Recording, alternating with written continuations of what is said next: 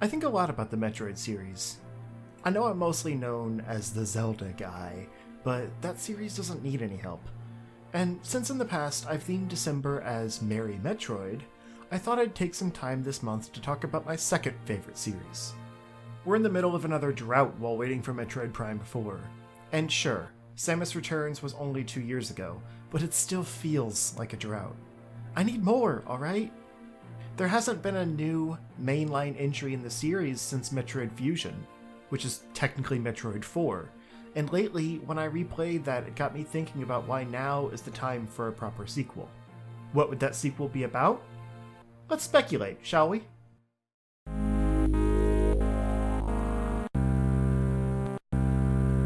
In the past, a Fusion sequel would be the perfect thing to time for a 2-game release with Metroid Prime 4, similar to how Nintendo put Prime 1 on GameCube and Fusion on Game Boy Advance, with some interconnectivity bonuses between them. But since they're all in on the Switch these days, I'd see a Fusion sequel as kind of a stopgap while they restart development on Prime 4, probably using an HD version of the Samus Returns game engine, which feels really good and would be a solid foundation for my vision of a sequel. It feels like the right time to continue the series, though, because Samus Returns gave audiences a nice reminder of the Metroid and X conflict, and showed off how surprisingly deep the lore is for the series, considering how simple and isolated it all started.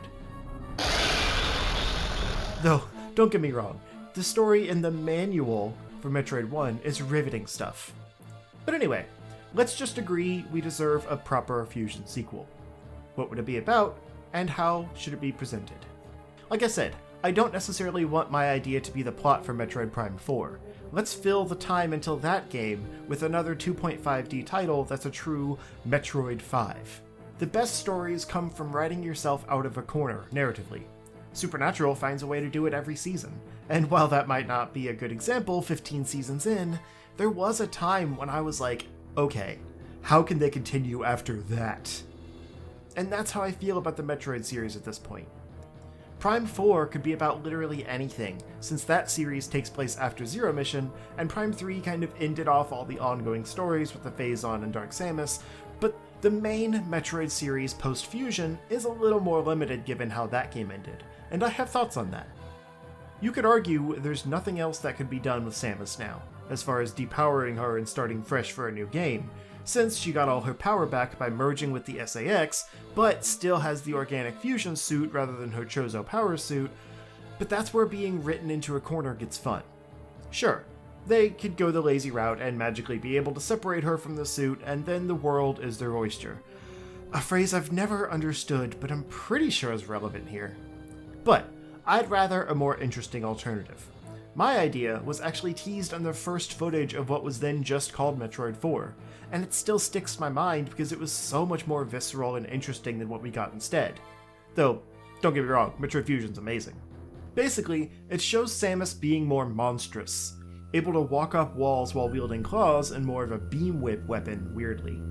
Obviously, this was very early footage and looked extremely rough, but the fact that this image has stuck with me after all these years makes me wish they'd done more with it. In the actual game, they made Samus this biological weapon rather than just a lady in a cool suit, but somehow she still just downloads physical weapons into her body from data capsules? Pretty lazy, and doesn't even really make sense logistically. The gimmick of a fusion with the very enemies she's eradicated before is the coolest excuse for why she's been depowered at the beginning of a game, and regaining her powers by merging the DNA of X parasites that stole those abilities is the coolest way to get them back. But, I don't know, by the end she's still just the same overpowered bounty hunter, complete with the ice beam they claimed her body couldn't handle. They made this fact a plot point early on, but then at the end she just flies off. That's it. End of game. I would have liked to see the concept of absorbing enemy DNA explored further, rather than mostly giving her abilities through the nonsensical data downloads. They don't fully stick the landing on the story either. Like the betrayal of the Federation, the only family Samus has ever known, and their weaponization of the Metroids, Samus's biggest foes, and on top of that, they were encouraging the SAX's destructive tear across the space station, despite knowing she can reproduce asexually and is essentially unstoppable. It's only when the SAX betrays them back and helps Samus take out the unexpected Metroid experiments that they freak out and are like, but you were supposed to do that. Even though they knew the X and the Metroids were natural predators. That's why they used X DNA to save Samus from the damage to her suit. It all ends up being very messy, but again, there are some super cool concepts here that aren't fully explored. So, to combine these two disparate thoughts and get back to the matter at hand, I'd love to see a sequel explore a mutated Samus on the run. Seeing Samus on the run from the Federation would give new enemy types to fight aside from the regular space pirates, and also new ways to gain power-ups by essentially ganking things off the Federation enemies as they send more and more powerful troops after her. And how would they justify her being depowered with a fusion suit? That's where the Metroid 4 influence comes in. I picture a situation where that merged SAX causes almost a split personality for her to contend with. The game would start with a fully powered Samus fighting her own inner demons, with the SAX trying to take control of her mind as the only way to beat her. So she works with Adam to purge SAX from her body, but with that has to give up her new power set also. This means the SAX is gone for good, but so we assume are the X, as the space station was crashed into SR-388, where the X-Parasite was found. Since that was the main way her body was stabilized, allowing her to obtain powers and fusion, it's a risky move. Metroid DNA warps Samus's DNA further, making her body unstable and causing the organic elements of her suit to continue mutating throughout the game. She's able to use this to her advantage in some ways, as Adam is able to create new mutations to equip her with that let her climb up certain walls using organic claws and make use of other abilities that she wouldn't normally be able to steal from the Federation, and it would possibly allow for power-ups that have never been in a Metroid game before. I'd imagine more movement-based abilities like the speed booster and high jump being introduced with this mechanic, whereas new weapons and artillery would be gained from Federation bosses. While I crapped on the data download stations, I still found it honestly refreshing that Fusion got away from the traditional Chozo statue holding a power-up gimmick, so I wanted to think of a way to expand that idea further, since she'll no longer have a Chozo suit to upgrade. But I also think of this progression somewhat similar to another Metroidvania game, Shadow Complex. In that game, you're just a guy trying to find his girlfriend, but by the end you're an overpowered badass with a bunch of augmented abilities obtained from tech he finds around the complex. In my example, Samus wouldn't be completely stripped of powers. She has to have her morph ball at least. Squishing into a ball would be part of the mutation. But many other powers I picture as her attaching mechanical pieces onto her suit, rather than merging X DNA to upgrade her organic suit like in Fusion. I think of it like in Metroid Prime 3, where instead of getting a totally new suit to be able to handle the dangerous atmosphere of the pirate homeworld, she just gets a hazard shield that augments her suit. It's also similar to Prime 2, where you get the gravity boost upgrade rather than a full gravity suit. So picture this mix of organic mutation, mechanical plating, and gun parts that drastically change her look by the end. It sounds cool, but also continues the story arc started in Fusion rather than just pretending like those events didn't happen. The Prime trilogy proved that people do find an interest in the lore of this series, and I think Samus Returns doubled down on that by adding a bunch of cinematic elements that cemented its place between Metroid 1 and Super Metroid, while also retconning a bit to show the X-Parasite on SR-388 by the end of the game, essentially setting up the plot of Fusion one game early, and hopefully implying that a remake of Fusion is coming too, but I won't hold my breath. I'm still waiting for a Prime Trilogy HD on Switch, after all. I'm not sure any of this will actually happen, but the plot of Fusion is one of my favorite things in that game, as it sets up a major new status quo for Samus. There's so much potential there for them to do something really cool with a sequel, but since it's been 17 years? Sometimes math hurts.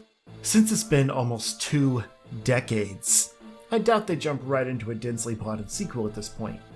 I'm sure instead we'd either get a new game totally disconnected from Fusion, like another prequel or a side story like Federation Force was... Sorry. But unless they just want the Metroid series to die, they'll eventually have to pick up from where Fusion left off. Then again, this is Nintendo we're talking about. They really don't make plot continuity a priority. The jumbled mess called the official Zelda timeline is proof of that. Nintendo always puts gameplay first and then builds the plot around that. but this is one case where I'd never forgive them if they dropped all the unique plot threads from Fusion just to make another Super Metroid wannabe. Seeing a weakened Samus on the run from the Federation while fighting her own body's mutations and scavenging new powers off downed troopers just sounds like a fun continuation of the series and could expand the lore even further. It would also allow them an excuse to bring in other hunters aside from Sylix, by the way, all with unique weapons and powers Samus can salvage from them. Don't ask me where they'd go from there, aside from just daring to kill Samus or making her the villain by the end. Which is another idea I had, but I wasn't sure how to get there with the SAX gone. I prefer the idea of her just mutating beyond recognition and then sacrificing herself to save the day. Maybe they could spend some of the game setting up her replacement also. A new Federation recruit that looks up to her and is hesitant to follow the Federation's orders. After all, in most of the games there's some MacGuffin that helps her win, like the Baby Metroid, or the no longer Baby Metroid, or the SAX. You get the idea. In this game, the MacGuffin could be the new recruit, betraying the Federation alongside Samus and helping take them out for good. In the final moments, Samus thanks her by passing over access to the ship, as well as Samus's old power suit that wouldn't interface with the foreign organic suit anymore anyway. Then the new recruit suits up and you get one final, mostly staged battle as a good old powered up hero in the classic Varia suit design, just for nostalgia's sake.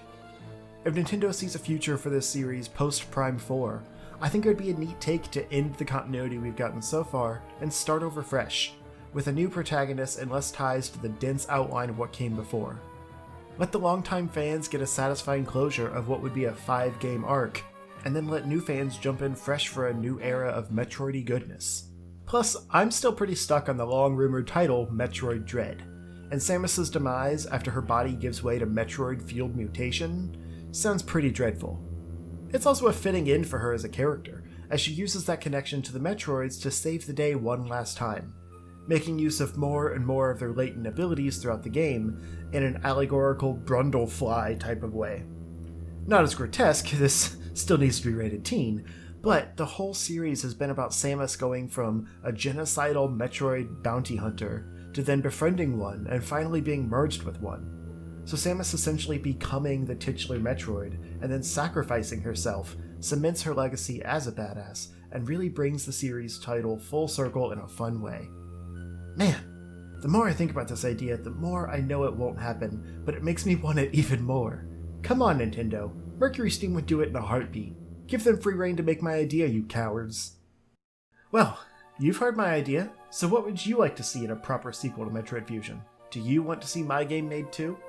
Let's discuss in the comments below. Maybe if we garner enough interest, Nintendo will actually listen. Probably not though. Still no Mother 3 after all. But hey, it's still fun to speculate, so feel free to join me. Thank you for watching, and if you want more videos like this, show your support for the video and the channel. I've always got ideas I could share if there's enough interest. But until next time, play a Metroid game. They could use some more love.